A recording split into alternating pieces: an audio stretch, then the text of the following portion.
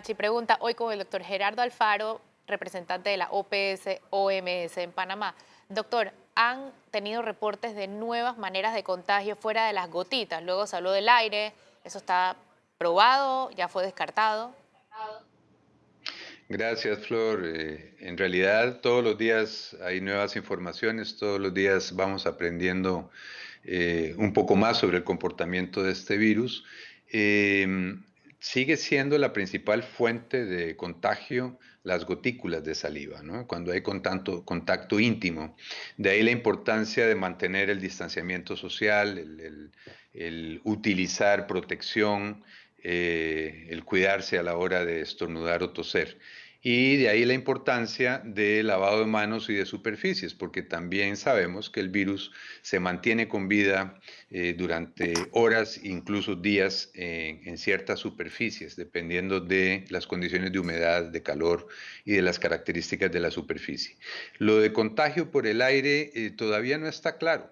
Lo que dice la Organización Mundial de la Salud a partir de experimentos y de recopilación de informaciones es que eh, cuando una persona expectora o se somete a un procedimiento médico donde genera aerosoles, estas gotículas se esparcen por el aire y no está claro cuánto tiempo, porque la gotícula tiene un peso, entonces no es que el virus flota en el aire, sigue viajando en estas partículas de saliva diminutas o gotículas, pero no está demostrado que viaje libremente en el aire, es un poco no está demostrado. Entonces, esto no implica que nos podemos cuidar perdón, descuidar más bien y bajar la guardia, ¿no? Siempre es muy importante toda la higiene de manos, de superficies y tener mucho cuidado al toser o estornudar de protegerse para cuidar a los demás. Doctor, hay una gráfica seria que divide los países que han atendido bien esto de los que no, según el uso de la mascarilla. Tomando en cuenta que la transmisión mayormente es por gotitas, ¿usted recomendaría el uso de mascarilla a todo el mundo o no? Esa es una excelente pregunta y confieso que nos la hacemos todos los días también en casa, ¿no? Dentro de la organización y con el grupo de asesores de la señora ministra. A ver, si nosotros fuéramos ciudadanos más disciplinados, que tuviéramos por costumbre utilizar mascarilla para protegernos de la época de lluvia, cuando aumentan los virus respiratorios, como hacen en algunos países de Asia, y supiéramos cómo se usa y cómo se descarta, la recomendación sería usémosla. El problema es que aquí confluyen dos cosas. Una, escasez de mascarillas a nivel mundial. Ese es un problema. Y dos, la posibilidad de que la propia mascarilla se convierta en una fuente de contagio cuando no se utiliza adecuadamente. Eh, Estamos flexibilizando y tratando de ver cuál es la mejor recomendación o el mejor conjunto de recomendaciones garantizando seguridad en el uso. Y probablemente muy pronto las autoridades anunciarán la posibilidad de utilizar mascarillas de tela con ciertas características, tanto de la fabricación de esta mascarilla, que se recomienda sea doble tela y telas fuertes, y cómo debe utilizarse para no contaminarse a la hora de quitársela, y las medidas de higiene de esta mascarilla reutilizable, ¿no? De cómo se lava, con qué se lava, etcétera. Esto muy pronto las autoridades estarán difundiendo con toda la ciudadanía estas recomendaciones. Sé que han venido trabajando en esa línea al ser, aquí hay otro elemento importante que me interesa aprovechar este espacio. Como todavía no sabemos todo sobre el virus, cada día descubrimos nuevas cosas. Eso significa también que, por ejemplo, de las primeras informaciones que salieron de China, recuerdo que habían reportes que hablaban de un 1% de personas asintomáticas que podían contagiar. Hoy sabemos que puede ser el 30% o más. Entonces, ¿por qué coloco esto en este momento, en esta pregunta? Porque Si yo entro a un elevador o estoy en una reunión con varias personas y no logro esa distancia de 1,5 metros, 2 metros, y no hay síntomas en las personas de la sala, alguno de ellos puede ser positivo, no lo sabe y puede contagiar a los demás. Entonces, de razón de más para utilizar mascarilla. Doctor, ¿y Yo estoy guantes usando, son útiles o generan una falsa sensación de protección? si no se usan bien, van a generar una falsa sensación de protección. El guante no va a reemplazar el lavado de manos con agua y jabón y frecuentemente. Ahora, si yo voy a estar tocando superficies contaminadas por mi trabajo o porque trabajo en un hospital, tengo que cambiar ropa de cama o soy funcionario de aseo, use guantes, use guantes y no necesariamente tienen que ser descartables, ¿no? Tienen que ser lavables. Y si son descartables hay que saber cómo se quita y cómo se pone. El problema es ese, cuando no tengo experiencia, fíjense que a mí me pasa, o sea, conozco la teoría y constantemente se me olvida y estoy usando mascarilla y la toco con la mano Así es. porque son hábitos que tenemos muy incorporados. Entonces, esos son los riesgos. Una cosa es saber cómo se manejan las mascarillas y los guantes, aprender a hacerlo, y otro es tener la práctica suficiente para hacerlo bien. Es por eso que estas medidas no se pueden generalizar para uso de todo el mundo. Una Doctor, persona que vamos a anda cambio todo el día con comercial, ya guantes, volvemos y seguimos ampliando el tema, ¿le parece? perfecto. Gracias. Esto es Flor Misrachi Pregunta, hoy con Gerardo Alfaro, representante de la OPS-OMS en Panamá.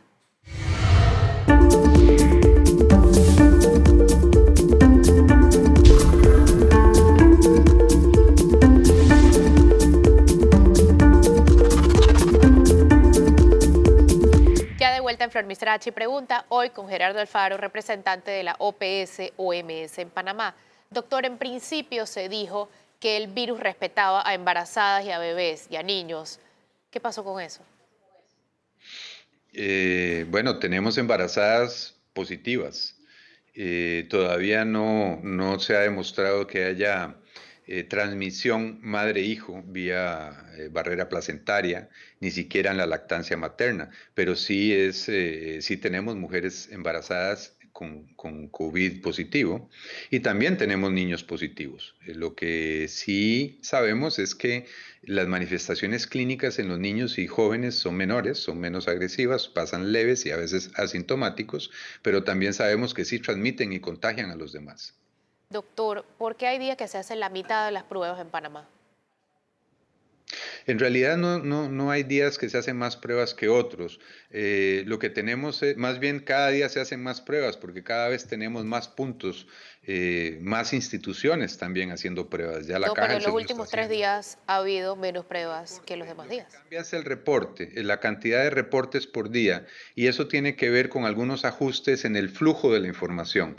Entonces, hay un desfase, si se puede llamar desfase, o una desaceleración, por ejemplo, los fines de semana, que ya se está corrigiendo. Los fines de semana hay menos personal, el número de pruebas que se procesan disminuye con respecto a los días entre semana y, y por otro lado, estamos viendo que el tiempo de reporte también hay diferencias entre las pruebas que se toman y se reportan entre semana con aquellas de fines de semana. Pero en términos generales se están haciendo alrededor de 500 a 600 pruebas diarias, tomando pruebas de 500 a 600 diarias, y los reportes sí van variando. Ustedes van a ver en los próximos días información mucho más fina, de mayor calidad, ¿no? Esto es un proceso y ahí vamos. En la medida que aumentan las cifras, también hay que tomar otras medidas para estandarizar los formatos y que los flujos de información sean más ágiles. Pero es que hay días en los que hay menos pruebas y la cifra de positivos es más alta. Eso debe preocuparnos.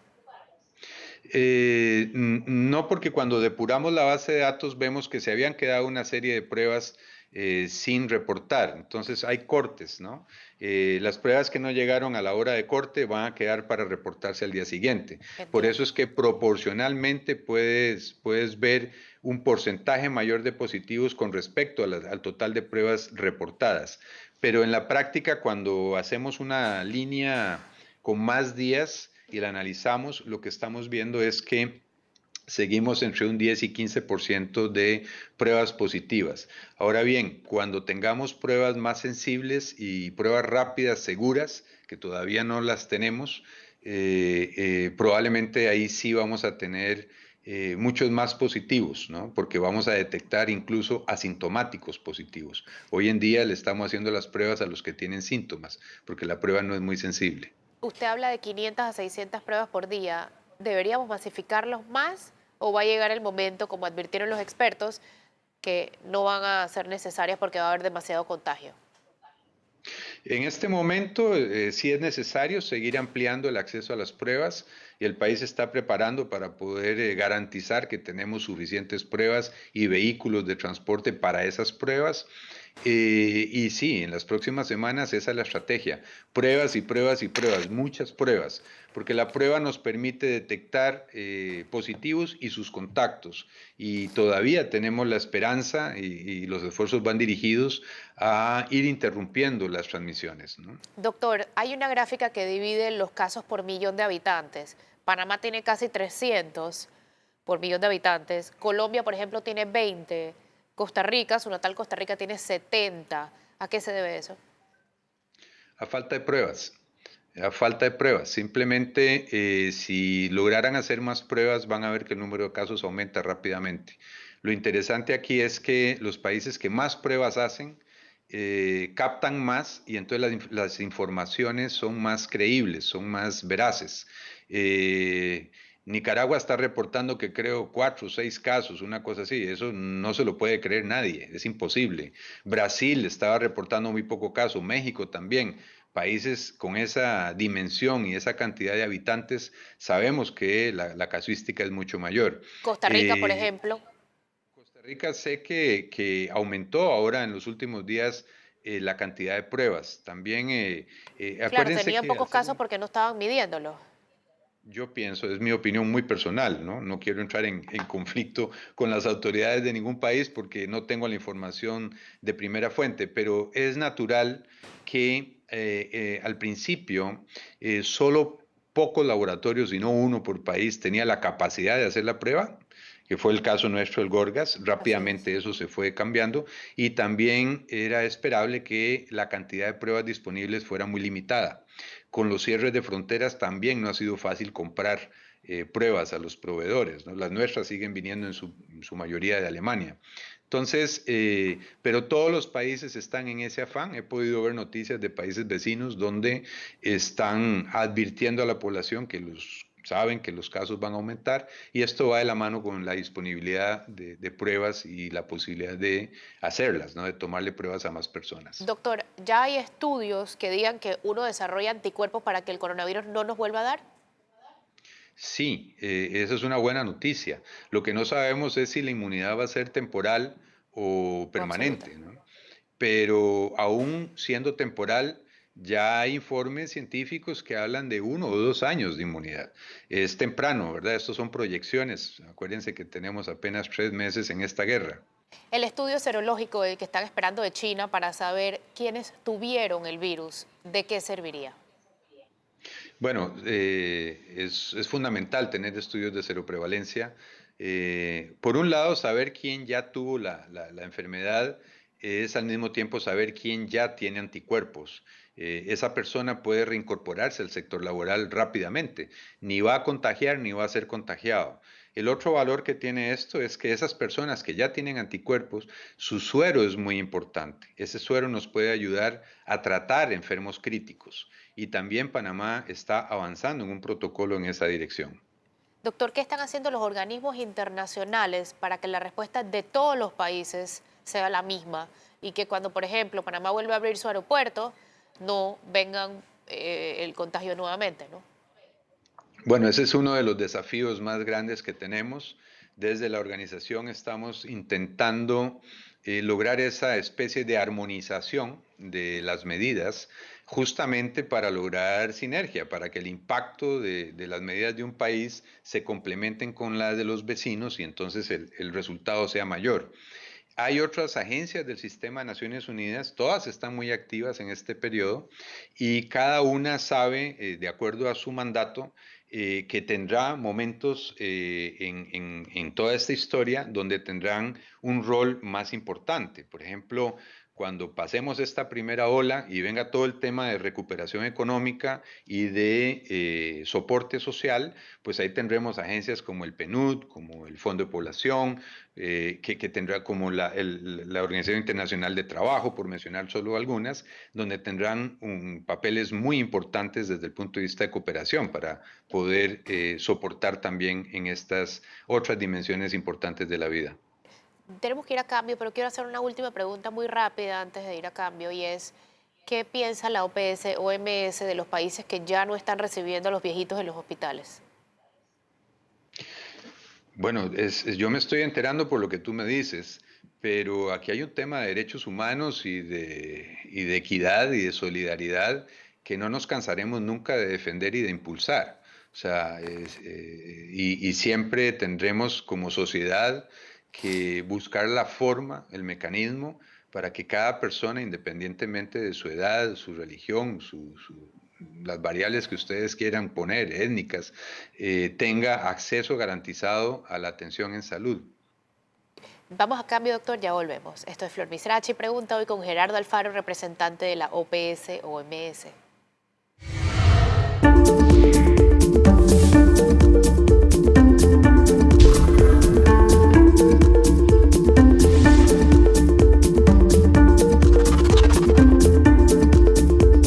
Ya de vuelta con Flor Misrachi, pregunta hoy con el doctor Gerardo Alfaro, representante de la OPS, OMS en Panamá. Doctor, ¿por qué hay países que tienen más casos que Panamá con menos muertes? ¿De qué depende eso? De nuevo, el número de pruebas. En la medida que aumentamos las pruebas, podemos captar tempranamente a las personas, organizar su atención y buscar los contactos y aislar a los que están positivos. Esa es una de las principales razones. Rasgos latinoamericanos de la epidemia. Buf, heterogeneidad. Si lo puedo resumir en una palabra, heterogeneidad. Estamos viendo cómo las respuestas son muy particulares. Por poner un solo ejemplo, Panamá es el único país que ha incluido ley seca en la disposición de cuarentena. Y esto es una muy buena noticia para Panamá, no para los demás países, porque hay una relación directa entre uso de alcohol y violencia doméstica y delitos y otra serie de conflictos sociales. Hablemos de la cuarentena. ¿Cuánto podría durar la cuarentena? ¿Cuánto estima usted que debería durar la cuarentena? Esto va a depender de cuánto caso hagamos en Panamá. Si de verdad las personas se quedan en su casa y logramos disminuir radicalmente el contagio, yo creo que podríamos estar pensando en revalorar las condiciones en 2 o 3 semanas, a ver cuál es la situación y ver si se puede flexibilizar alguna medida. Pero es Pero no es momento importante todavía de eso. Por ejemplo, ¿qué sigue después de salir hombres y mujeres en distintos días? ¿Qué sigue? que no salga nadie, ningún día de la semana. O ¿Lo sea, ve necesario? hay alternativas, como quedarse en casa y que todo llegue a casa. O sea, si de verdad no aprovechamos esta flexibilidad que tenemos hoy para salir solo a lo indispensable, lo siguiente es quedarnos en casa y quedarnos en casa. O sea, no hay ningún día para nada. Y ahí habría que buscar mecanismos para que unas pocas personas lleven a domicilio lo que se necesita. ¿No ve Ojalá que no hay un lleguemos a exceso de eso. salvoconducto, doctor? No sabría decirte, no he revisado las cifras, pero es algo que hay que revisar. O sea, nosotros lo revisamos día a día. En mi oficina hay salvoconductos que sirven una sola vez. Doctor, ¿los plazos de la vacuna podrían ser menores tomando en cuenta que la urgencia es mundial? Es difícil porque hay un tema de seguridad y hay fases que no se pueden obviar. Yo aspiraría a que en noviembre y diciembre tuviéramos ya una vacuna validada y segura. Doctor, las tres cosas que todavía no se entiende del virus. Uf, esa pregunta. eh, Una de las que no se entiende es por qué es tan agresivo en algunos grupos de población y tan benévolo en otro. Esa diferencia en las manifestaciones clínicas es una gran incógnita para los trabajadores de la salud. La otra es la rápida evolución. Una vez que una persona empieza con dificultad respiratoria, evoluciona muy pronto a necesitar un respirador. Esa es otra incógnita. Eh, y bueno, la tercera tal vez que uno se pregunta es, eh, ¿qué pasó en China? Que todavía no sabemos. Siendo un país tan grande y con tantos millones de habitantes, ¿cómo afectó tanto a una sola provincia? Es algo que cuando tengamos los estudios de seroprevalencia tendremos más respuestas. Que ni siquiera, una provincia que ni siquiera es la principal. Correcto. Doctor, ¿cree usted que China dijo la verdad desde el principio? Yo confío en los sistemas de salud y en las informaciones oficiales. No tengo otra opción. Su mensaje a los países que todavía no han entendido la gravedad de esto. Que aceleren el ritmo, que aceleren el paso, porque cada día que pierden es una semana más de crisis. Cada vez hay menos equipos de protección y los servicios se saturan muy rápidamente si no se implementan medidas oportunamente. En Panamá ya se están saturando las camas de intensivos en la parte pública. Panamá tiene plan A, B, C y D. Hay una estrategia de reconversión de camas. A mí en lo personal no me preocupa la disponibilidad de camas y de respiradores. A mí me preocupa la disponibilidad de recursos humanos especializados y competentes, que estén saludables y que estén disponibles. Hay que cuidar a nuestros recursos humanos. Y una forma de cuidarlos es no salir de casa. Doctor, ¿usted le recomendaría al gobierno panameño contratar médicos extranjeros tomando en cuenta la necesidad que hay?